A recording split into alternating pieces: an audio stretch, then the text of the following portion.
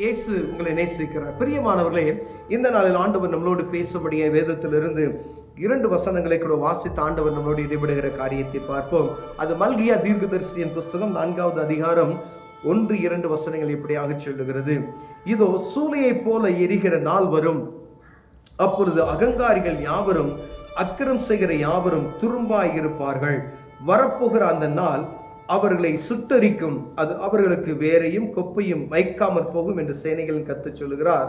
ஆனாலும் என் நாமத்துக்கு பயந்து இருக்கிற உங்கள் மேல் நீதியின் சூரியன் உதிக்கும், அதில் சட்டையின் கீழ் ஆரோக்கியம் இருக்கும். நீங்கள் வெளியே புறப்பட்டு போய் கொளுத்த கண்டுகளைப் போல வளர்வீர்கள். பிரியமானவர்களே, இதோ சூளையை போல எரிகிற நாள் வரும். தேவனுடைய வருகையின் நாளை குறித்து ஆண்டவர் சொல்லுகிறார்.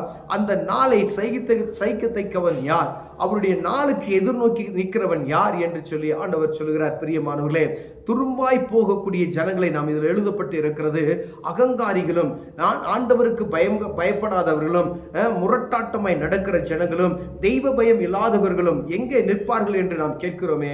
அநேக ஜனங்கள் அநேக நேரங்களில் கர்த்தருக்கு பயப்படுகிற பயம் என்பது ஜனங்களுக்குள் இல்லாமல் போய்விட்டதை நாம் உணர முடிகிறது. ஏன்னா உலகப்புறமான மனிதனுக்கு பயப்படுகிற பயத்தை பயம் இருக்கிறதை காட்டிலும் கர்த்தருக்கு பயப்படுகிற பயம் நமக்கு குறைச்சலாய் காணப்படுது. ஆனால் முதலில் கர்த்தர் கடவுள் அப்படின்ற உணர்வு நமக்கு உண்டாகி இருக்கும்படி ஆண்டவர் விரும்புகிறார். பிரியமானவர்களே, ஒரு உலகப்புறமான மனிதனுக்கு நம்ம பயப்படுகிற பயம் எப்படி இருக்கிறது, ஆண்டவருக்கு பயப்படுகிற பயம் எடுக்கிறது. முதல்ல ஆண்டவருக்கு பயப்படுகிற பயம் ஒரு மனிதனுக்குள் இருக்கும் பொழுது ஆண்டவர் அவர்களை பாதுகாக்க வல்லமையுள்ளவராய் இருக்கிறார். மனிதனுக்கு பயப்படுகிற பயம் கண்ணியை வருவிக்கும் என்று வேதம் சொல்லுகிறது. பிரியமானவர்களே, அப்ப ஆண்டவருடைய வருகைக்கு எதிர்நோக்கி இருக்கக்கூடிய நாம் அவருக்கு பயந்து நடக்கிற மனிதர்களாய் நாம் காணப்படுகிறோமா என்று பார்க்க முடியாது அழைக்கப்படுகிறோம்.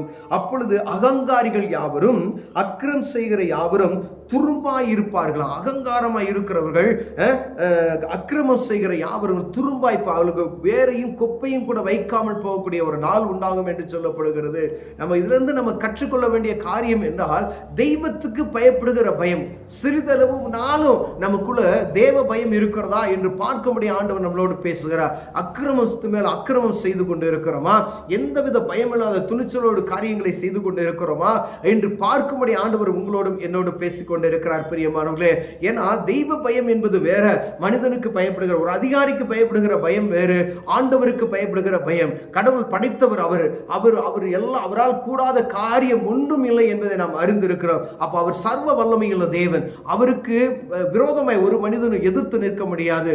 ஏன்னா அப்ப ஆண்டவருக்கு நம்ம பயப்படுகிற பயம் நம்ம இருதயத்தில் காணப்படுகிறதா என்று பார்க்கும்படியா அழைக்கப்படுகிறோம். ஏன்னா அவருக்கு தெரியும், என் மகன் இப்படிதான் எனக்கு பயந்து உண்மையாய் நடந்து கொள்ளுகிறார், என் மகன் எனக்கு பயந்து உண்மையாய் நடந்து கொள்ளுகிறாள் என்பதை அவருக்கு தெரியும். அவருக்கு மறைவானது ஒன்றுமே இல்லை. பிரியமானவர்களே, கீழே சொல்லப்பட்டவர், ஆனாலும் என் நாமத்துக்கு பயந்து இருக்கிற உங்கள் மேல் நீதியின் சூரியன் உதிக்கும். அப்ப ஆண்டவருடைய நாமத்துக்கு பயந்து, அவருடைய நாமம் பெரிது, அவருடைய நாமம் பயங்கரமானது என்பதை நாம் அறிந்திருக்கிறோம். அவர் நாமத்துக்கு பயந்து இருக்கிற நம்மேல் உங்கள் மேல் நீதியின் சூரியன் உதிக்குமா. அப்ப பாருங்க, ஆண்டவருக்கு பயந்து இருக்கிற ஜனங்கள் அவர் எப்படிப்பட்டவர்களா இருந்தாலும் ஆண்டவருக்கு பயந்து நடக்கிற உண்மையுள்ள மனிதர்கள் மேல் நீதியின் சூரியன் உதிக்கும், அதன் செத்தையின் கீழ் அடைக்கலம் இருக்கும், ஆரோக்கியம் இருக்கும்.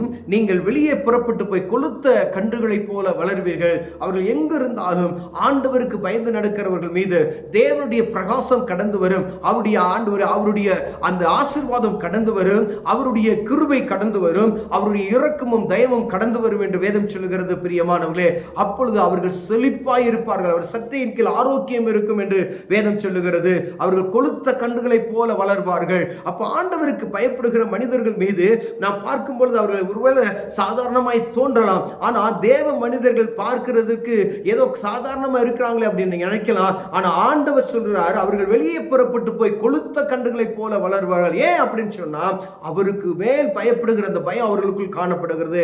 அவர் நாமத்துக்கு பயப்படுகிற பயம் அவர்களுக்குள் காணப்படுகிறது நிமித்தமாய் நமக்குள் ஆண்டவருக்கு பயப்படுகிற பயம் இருக்கிறதா?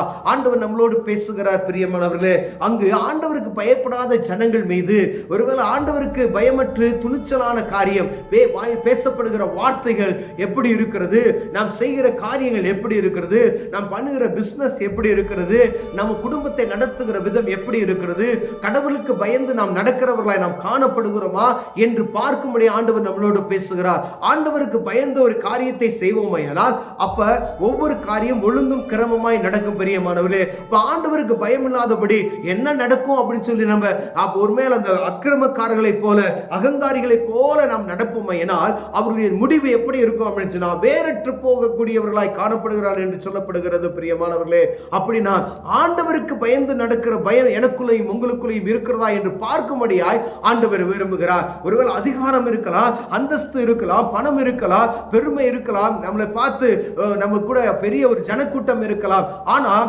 ஆண்டவர் நம்மளோடு இருக்கிறாரா என்று பார்க்கும்படியாய் இந்த நாள் அழைக்கப்படுகிறோம். ஒருவேளை எல்லாம் இருக்கலாம், ஆனால் முக்கியமான காரியம் நமக்கு உள்ள இருக்க வேண்டியது அவர் ஒருவர் இருக்கிறாரா என்று பார்க்கும்படி அழைக்கப்படுகிறோம். பிரியமான, ஒருவேளை எல்லாம் இருந்து ஆண்டவருடைய பிரசன்னம் இல்லைனா, அவருக்கு பயப்படுகிற பயம் எனக்குள்ள இல்லைனா அது வெறுமையாய் ஜீரோவாய் மாறிவிடும். பிரியமானவர்களே, ஆண்டவர் நமக்குள் இருக்கும் பொழுது அவர்கள் என்ன சொல்ல பாருங்க, எல்லாம் அவருடைய வருகையில எல்லாம் அற்பமாய் போய்விடும், அக்கினியில சுட்டரிக்கப்படும்.